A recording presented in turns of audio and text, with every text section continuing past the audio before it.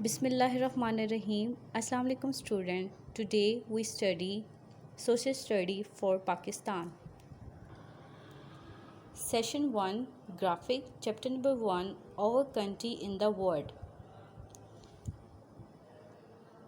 Pakistan is strategically located as a link between the Islamic bloc to the west and north and the South Asia countries to the east.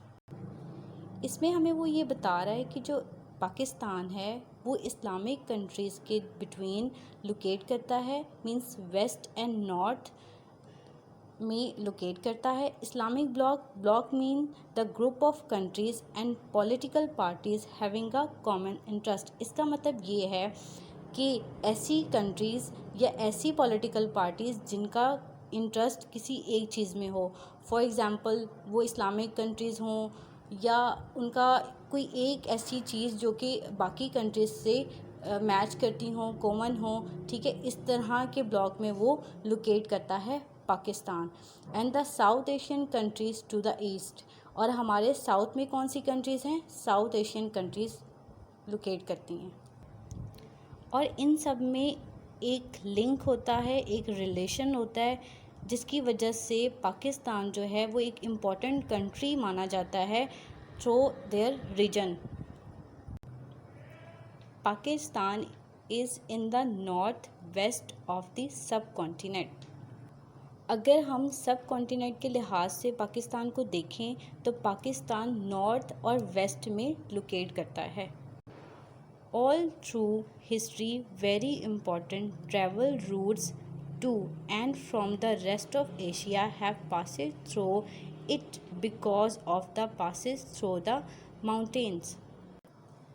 जैसे कि हम जानते हैं कि पाकिस्तान में बहुत सारी जगह पे, बहुत सारी कंट्रीज़ में, बहुत सारी सिटीज़ में माउंटेन्स मौजूद होते हैं और उन जो माउंटेन्स होते हैं उनमें से कुछ रास्ते गुज़र रहे होते हैं जिसको हम लोग ट्रैवल रूट्स कहते हैं. और वो जो ट्रैवल रूट्स हैं वो हमारी किससे पास हो रही होती हैं? एशिया से.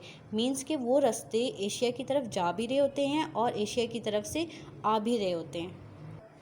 अब इन रास्तों का क्या बेनिफिट होता है? बेनिफिट ये होता है कि अगर हमारी उन रास्तों से गुज़रने वाली जो सिटीज़ हैं, अगर हमारी उनके साथ रिलेशन अच्छे होंगे तो ट्रेड भी अच्छी होगी, जिससे कंट्री को बहुत ज़्यादा बेनिफिट होगा.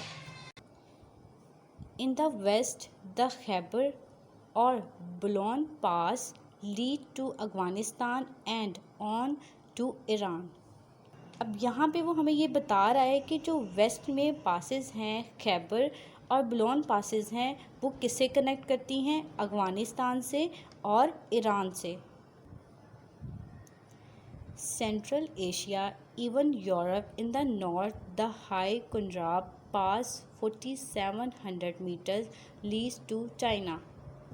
अब हमारे नॉर्थ में सेंट्रल एशिया और यूरोप, वहाँ से एक पास खुंजराब होता है जो कि बहुत इम्पॉर्टेंट है, जो कि 4700 मीटर्स की है, जो कि किससे कनेक्ट करती है? चाइना से. और ये बहुत इम्पॉर्टेंट है. आप लोग इसको अपने MCQs के लिए, अपने ऑब्जेक्टिव के लिए ज़रूर याद रखिएगा. नेक्स्ट हम पढ़ेंगे रिलीफ मैप के बारे में. This is a relief map of the सब continent. A relief map shows, as usually by means of different colors, the height of the land above sea level. अब रिलीफ मैप हमें क्या बताता है? Relief map हमें बताता है कि ज़मीन समुद्री सतह से कितना ऊंचा है. और डिफरेंट कलर मींस कि वो डिफरेंट कलर्स को शो करके हमें बताता है कि ज़मीन समुद्री सतह से कितना ऊंचा है और ज़मीन पर कहाँ पर जंगलात हैं, कहाँ पर समंदर हैं, वो डिफरेंट कलर्स के थ्रू हमें शो करता है. It also shows rivers and lakes and other geographical features. अब रिलीफ मैप हम क्या करता है? समंदर और झीलों को भी ग्राफिकली फीचर से शो करता है. Most of the water in the northern part of the subcontinent comes from the two greater river system, the Indus and the Ganges. The valley of the river Ganges is the most fertile part of India. The land is low-lying and there is plenty of water for irrigation. अब इसमें वो हमें बता रहा है कि हमारे जो नॉर्थन पार्ट हैं उसमें जो पानी आता है वो दो बड़े दरियाई सिस्टम से आते हैं, जो कि इंडस और गंग्स है। गंग्स को हम लोग, आपने सुना होगा कि हम उसको गंगा भी कहते हैं, ठीक है। इसके अलावा वो ये बता रहा है कि जो इंडिया का, उसके इर्द गिर्द, जो गंगा के इर्द गिर्द जो इलाका होता है या जो एरिया होता है वो बहुत ही फर्टिलाइज, मतलब कि ज़रखेज़ होता है, और इसकी ज़मीन जो होती है वो निचली सतह पर होती है, और यहाँ पर फसलों को पानी देना भी बहुत ज़्यादा आसान होता है। बिकॉज ऑफ रीज़न क्या है कि वो गंगा के इर्द गिर्द का इलाका होता है, जो कि बहुत ज़्यादा ज़रखेज़ होता है, और इस इलाके को बहुत ही बेनिफिट भी होता है।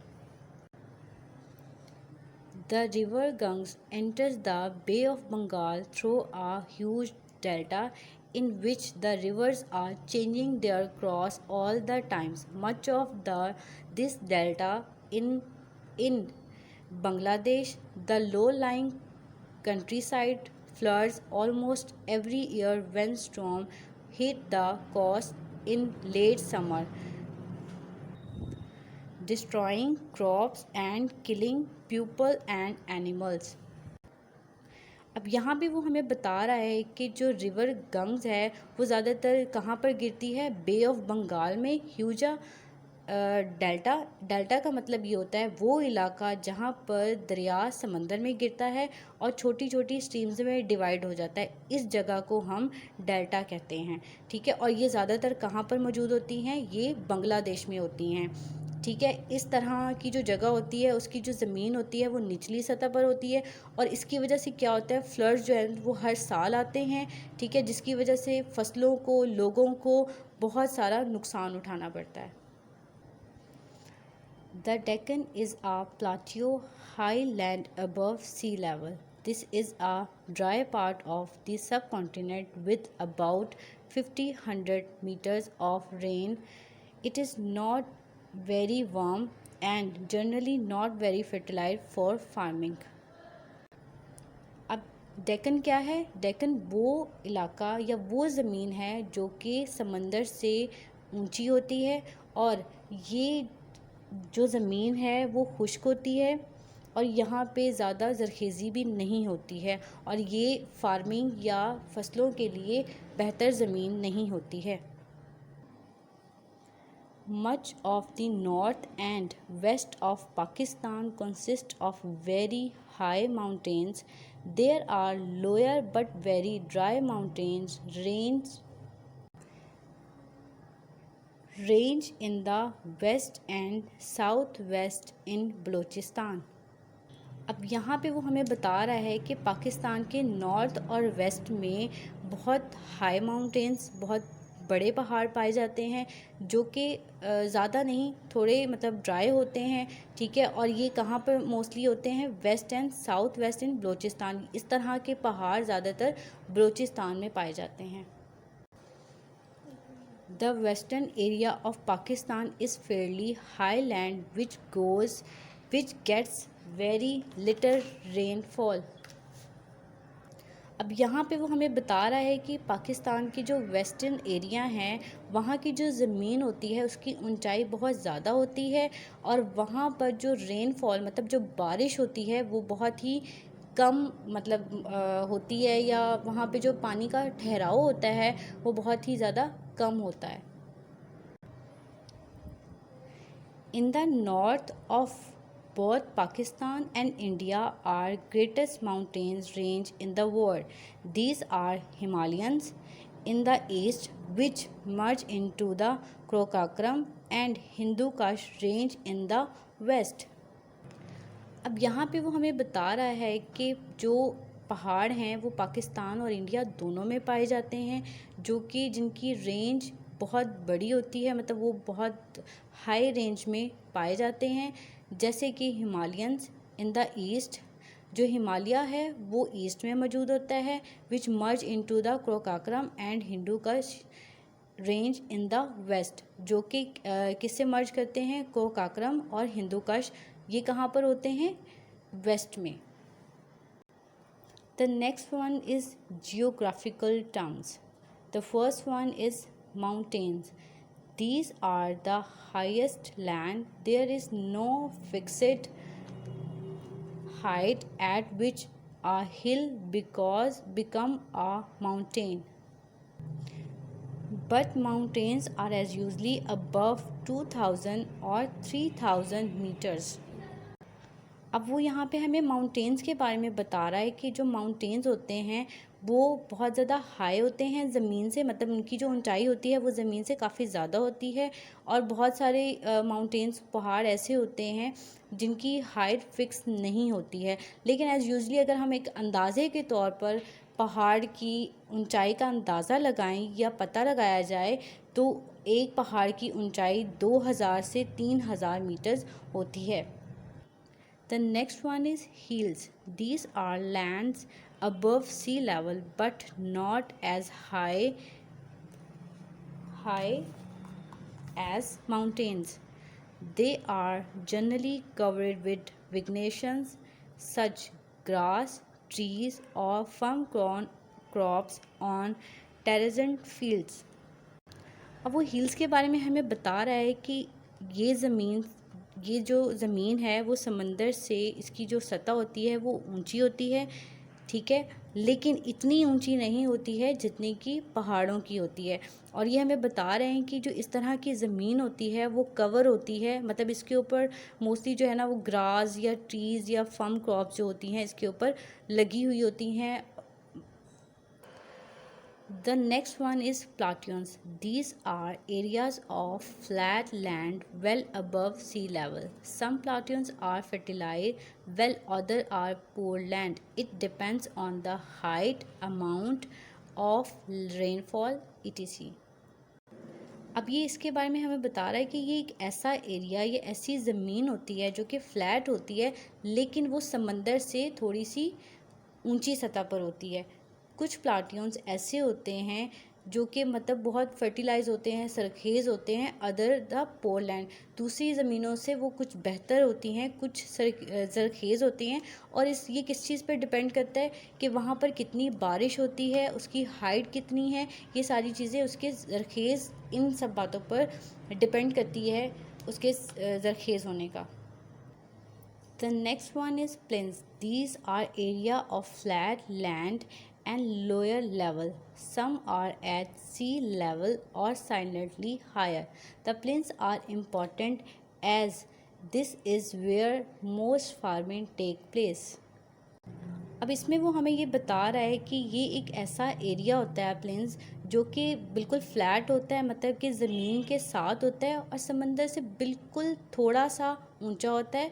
और इसकी एक इम्पॉर्टेंट बात ये है, या कह लें बेनिफिशियल बात ये है कि यहाँ पर फार्मिंग मतलब फसलों की जो उगाई है वो यहाँ पर मतलब बहुत इम्पॉर्टेंट मायने रखती है, मतलब इजीली यहाँ पे हम लोग फार्मिंग कर सकते हैं। The next one is deserts. These are areas where nothing or only tough plants can grow. There are hot deserts where the temperature is very high during the day. There is very little or no water, or unless the soil is too poor for anything to grow. अब desert क्या होते हैं? Desert कहते हैं सहरा को, ठीक है, जहाँ पे सिर्फ आपने देखा होगा कि सिर्फ मट्टी ही मट्टी होती है, ठीक है। अब वो यही बताना चाह रहा है कि यहाँ पर जो है वो बहुत टफ़ प्लांट्स कहते हैं जो बग़ैर किसी पत्तों के और बग़ैर जस्ट वो एक नॉर्मल से प्लांट्स होते हैं जो कि वहाँ पर उग जाते हैं, ग्रो कर जाते हैं, ठीक है। और इसके अलावा वो यहाँ पे बता रहा है कि यहाँ का जो टेम्परेचर है डे टाइम बहुत ज़्यादा हाई होता है, मतलब वहाँ पे बहुत ज़्यादा गर्मी होती है और पानी ना होने के बराबर वहाँ पर मौजूद होता है, ठीक है। और हमारे पास कोई भी सोल नहीं होता कि हम लोग वहाँ पर कोई भी चीज़ को ग्रो कर सकें, वहाँ पे कोई भी चीज़ उगाई जा सके। The next one is lakes. These are inland seas completely surrounding by land. Lakes can have whether fresh or salt water. अब वो लैक्स के बारे में हमें बता रहा है कि लैक्स झील को कहते हैं, ठीक है, जो कि ज़मीन पर मतलब ज़मीन के इर्द गिर्द मौजूद होती है, ठीक है। और ये इसका जो पानी होता है वो बहुत ताज़ा और नमकीन होता है। Delta. Sometimes when a river enters the sea, it breaks into many small rivers or canals in a V shape. The land here can be fertilized because of the mud brought down by the river. Delta के बारे में मैंने आपको पहले भी बताया है, वो इलाका जहाँ पर दरिया जो हैं वो समंदर में गिरते हैं और उसके बाद छोटी छोटी स्ट्रीम्स में या कह लें कि कनाल्स में वी शेप में वो डिवाइड हो जाता है। इस तरह का जो इलाका होता है वो बहुत ही फर्टिलाइज होता है, मतलब ज़रखेज़ होता है, और यहाँ पर जो है वो यहाँ पे जो है फ्लड्स वगैरह के चांसेस भी जो हैं वो बहुत कम होते हैं, और फार्मिंग के लिए भी इस तरह की जो जगह होती है वो बहुत बेनिफिशियल होती है। नाउ स्टूडेंट्स, अब हम करेंगे MCQs according to chapter which country is not a South Asia country. अब ऑप्शंस क्या हैं? Bangladesh, India, Pakistan, Afghanistan, and the answer is Afghanistan. Next है deserts are dash metres below in height from sea level. अब यहाँ पे वो कह रहा है कि जो डेजर्ट होते हैं वो समंदर से कितनी ऊंचाई पर होते हैं? 300, 400, 500, 600। तो answer is 300। The next, the highest point of mount Everest is 8848, 8648, 7848 meters, 8949 meters. The answer is 8848 meters. The next one is how many mountains range located in Pakistan and India. यहाँ पे वो पूछ रहा है कि पाकिस्तान और इंडिया में कितनी रेंज के पहाड़ मौजूद हैं? 2, 3, 4 और 5। The answer is 3। The river Ganges enter through a huge lakes river delta desert. The answer is delta. Okay students, अब आपने ये चैप्टर जो है वो आपने रीड भी करना है, आपने लर्न भी करना है, और इसकी एक्सरसाइज को अपनी कॉपीज़ पे भी करना है। अल्लाह हाफिज़।